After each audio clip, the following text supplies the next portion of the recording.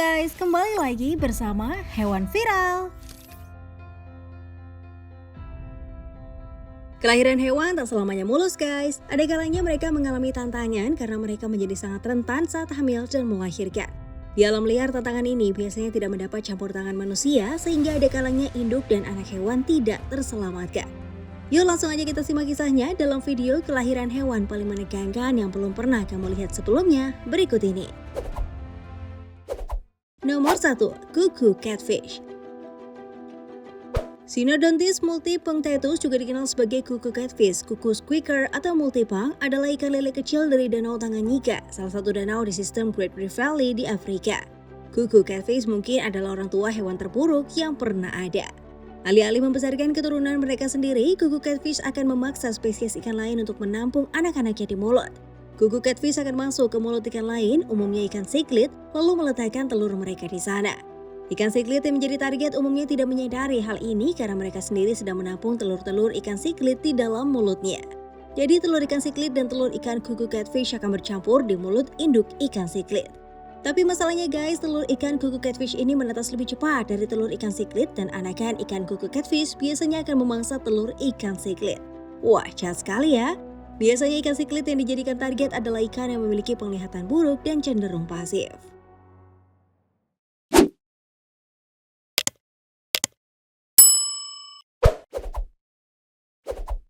Nomor 2. Jerapah melahirkan. Jerapah umumnya menjalani kehamilan selama 400 hingga 450 hari atau sekitar 15 bulan. Kehamilan jerapah memang menjadi salah satu kehamilan hewan terlama guys. Durasi yang lama ini juga menyebabkan bayi jerapah berukuran cukup besar, yaitu mencapai 6 kaki atau hampir mendekati 2 meter dengan berat berkisar antara 60 hingga 70 kg. Uniknya lagi, ternyata lokasi ibu jerapah melahirkan biasanya adalah titik yang sama dengan tempat dulu ia juga dilahirkan. Hal ini menjadi semacam tradisi di antara kawanan jerapah. Rata-rata jerapah hanya dapat melahirkan satu anak dalam sekali kehamilan. Saat melahirkan, induk jerapah akan tetap berada di posisi berdiri. Oleh karena itu, bayi jerapah harus jatuh sejauh 2 meter ketika keluar kandungan. Tapi hal itu bukannya tanpa alasan, induk jerapah melahirkan dalam posisi berdiri supaya plasenta terpecah sehingga jalur pernafasan bayi bisa terbuka. Setelah sang induk menjilati bayinya, maka anak jerapah akan mulai bisa berdiri sendiri tanpa bantuan sekitar 30 menit sejak lahir. Bahkan mereka sudah mulai dapat berlari dengan lincah hanya dalam jarak kurang dari 24 jam. Hal ini karena sistem saraf mereka sudah sangat siap ketika lahir, perbandingannya seperti anak manusia berusia 1 tahun yang sudah siap berjalan. Saluran kortikospinalis otak jerapah diciptakan untuk siap memerintahkan otot-otot agar bisa langsung digunakan.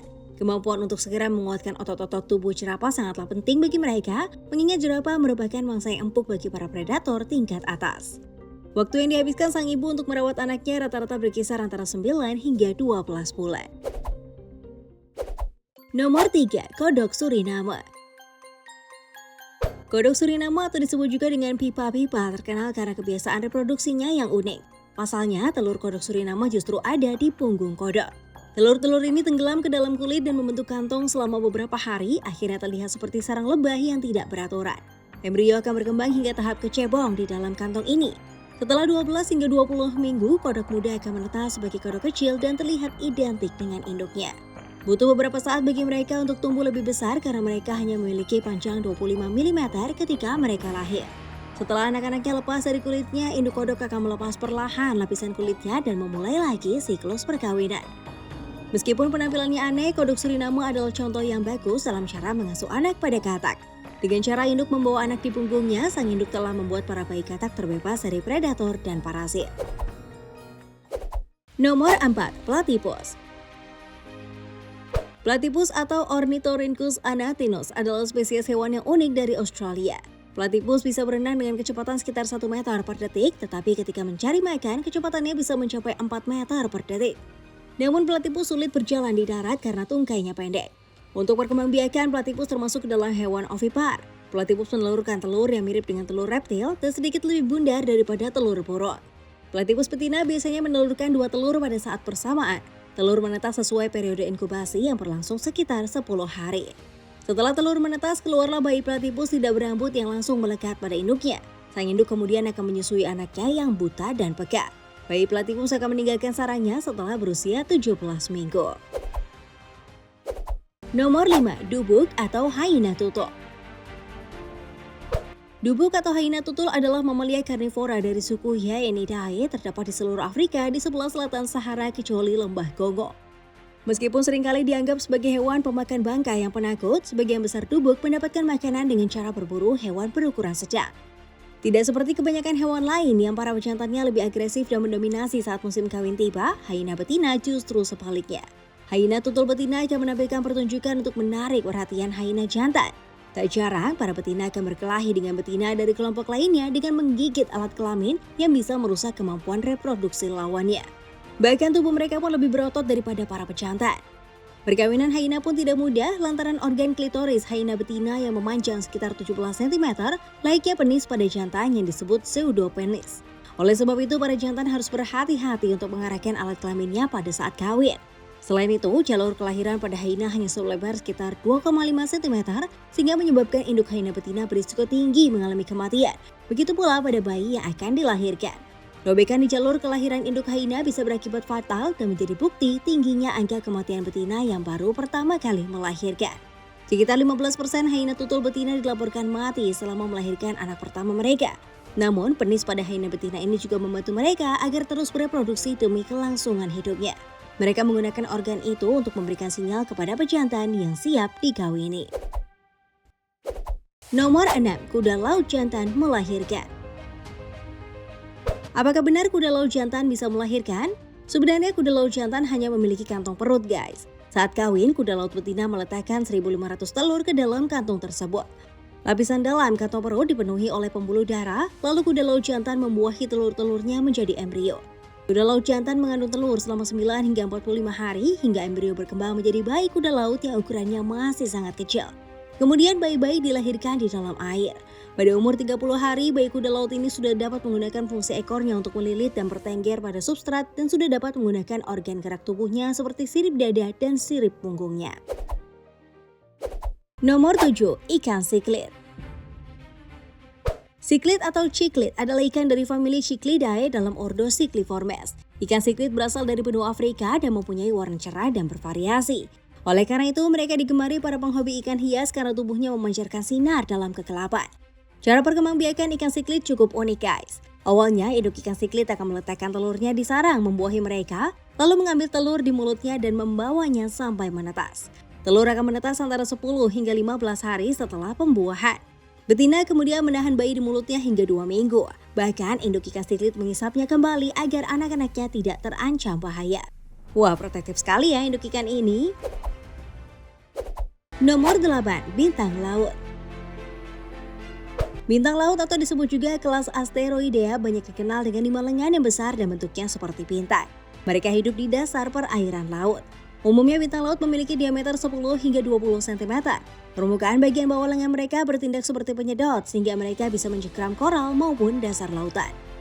Pada setiap ujung lengan terdapat tentakel berbintik merah. Bintang laut merupakan karnivora yang memakan hewan invertebrata lain, ikan, serta bangkai. Bintang laut juga berproduksi seksual, guys. Reproduksi secara seksual terjadi melalui pembuahan sel telur oleh sperma yang terjadi secara eksternal di dalam air. Hasil pembuahannya akan tumbuh menjadi larva mikroskopis yang lengannya bersilia disebut Pluteus. Pluteus kemudian mengalami metamorfosis menjadi bentuk seperti bintang laut. Uniknya guys, bintang laut mampu melakukan regenerasi yang tinggi, artinya mereka mampu menumbuhkan kembali lengan yang hilang. Bahkan patahan lengan yang mengandung madreporid dapat tumbuh bintang laut secara utuh. Keren sekali kan? Nomor 9, cacing pipih. Cacing pipih atau Platy helminthes termasuk dalam hewan invertebrata alias hewan tidak bertulang belakang. Tubuh cacing pipih sangat unik karena cacing ini tidak memiliki saluran pencernaan maupun anus. Seperti namanya, cacing ini berbentuk pipih, tidak berongga dan tidak bersegmen. Cacing pipih dapat berkembang biak secara aseksual dan secara seksual, guys. Perkembangbiakan aseksual disebut juga dengan perkembangbiakan vegetatif dalam bentuk fragmentasi atau pemutusan bagian tubuh. Setiap hasil pembelahan akan meregenerasi bagian yang hilang sehingga muncul individu baru. Cara ini biasa dilakukan oleh jenis Tubellaria sp. Sementara itu, perkawinan secara seksual dilakukan dengan perkawinan silang.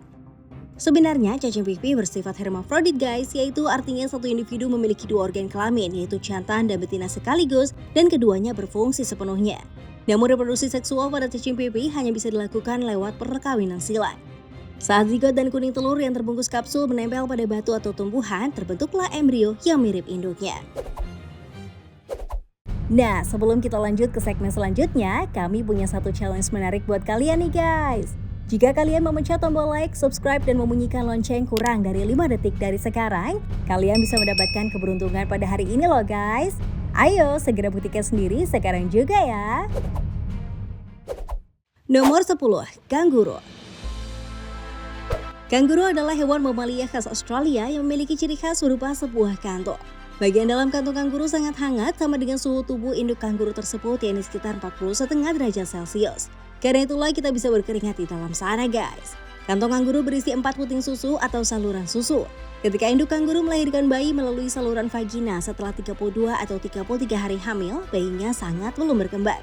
Bayi kanguru yang baru lahir berukuran kira-kira seperti kacang jeli dan beratnya kurang dari 1 gram. Kanguru yang baru lahir ini menggunakan kaki depannya merangkak naik ke kantong induknya. Di dalam kantong itu, mulut bayi kanguru terus menempel pada puting susu induknya. Puting susu yang memanjang itu mengembang dan menonjol hingga ke dalam tenggorokan bayi. Mulut bayi kanguru terus menempel pada puting susunya selama 3,5 hingga 4 bulan.